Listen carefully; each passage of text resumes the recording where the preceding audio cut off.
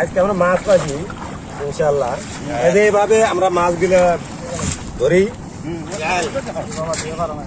তো মাছ আমরা দেখেন কিভাবে বান দেয়, বানগুলো দেখেন।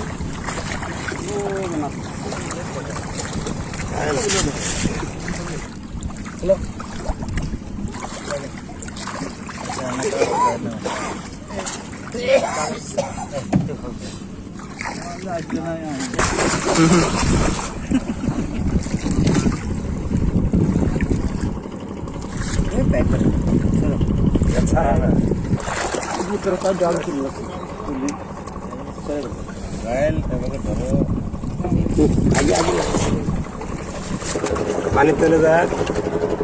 দেখুন এটা কি মাছ, কমেন্ট করে জানাবেন। এই যে দেখুন